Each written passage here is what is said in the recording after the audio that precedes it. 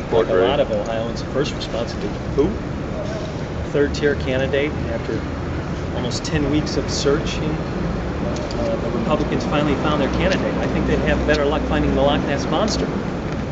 Republicans have shown that they have a lack of credibility when it comes to recruiting statewide candidates. While I'm not going to diminish the public and private career of Mr. Kreitz, I'm going to point out the political deficiencies. Out of one side of the mouth, Mr. Kreitz convicts Pete Rose. Out of the other, he defends someone who stole $10,000 from state taxpayers.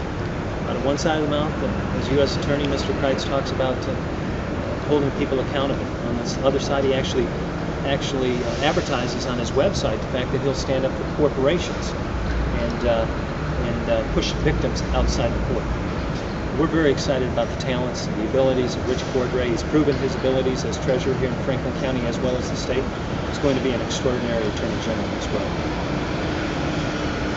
You know, Mr. Kreitz probably is a qualified candidate to run for Olentangy School Board, of which he was elected to one term, or Ohio Attorney General. The problem that he will encounter is that he is wrong on the issues that are important to Ohioans.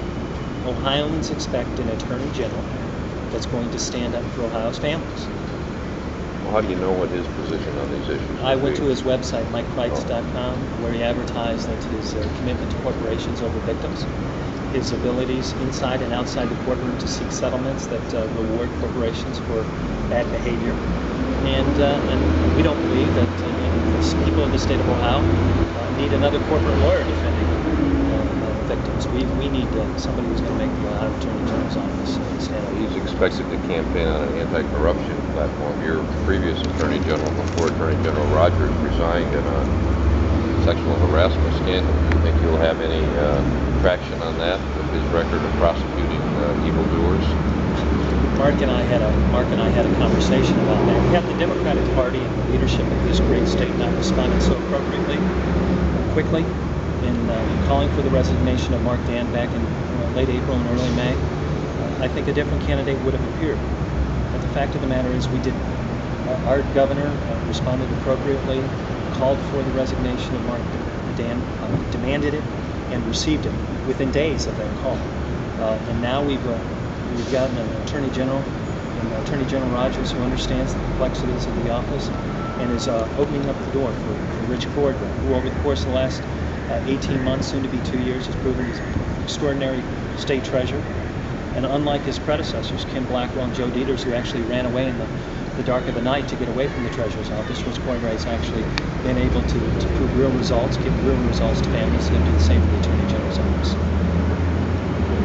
You don't think Ohio voters will want a clean sweep, a break with the past, since this is the first time an Attorney General ever had to resign like that? They had a break in the past. When the governor called for the resignation and received the resignation of Mark Dan, that was a break in the past. In the old days, just in the not-so-distant past, Republican leaders defended Bob Taft. They defended Joe Dieters. They defended Tom Miller. They defended all of those who had been accused of misdeeds until the evidence was so insurmountable that their defense of those misdeeds became so clear that they were politically motivated. It's not the case with Governor Strickland. It's not the case with our statewide leaders. Mark Dan let a lot of people down, myself included. Attorney General Rogers and soon-to-be Attorney General Cordray have put and will put victims first, families first, and they're not only going to walk the walk, but talk the talk. They're going to walk. How much do you expect this race will? Rich Cordray's background is beyond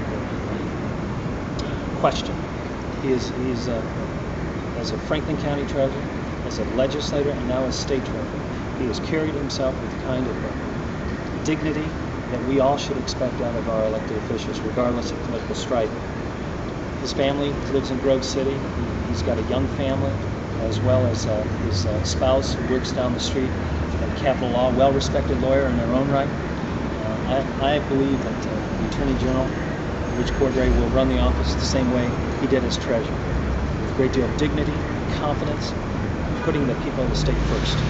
How much going to cost to run this race? He had $500,000 in the bank at the end of the year. I suspect by the end of this month we'll show that Attorney General to be Cordray and the Democratic Party will spend the necessary resources to make this seat one that's not only held this year, but 2 and 4 years. What's necessary? I think he'll spend upwards of $2 million On his campaign? on each campaign. So between the two. Excuse me. Sorry.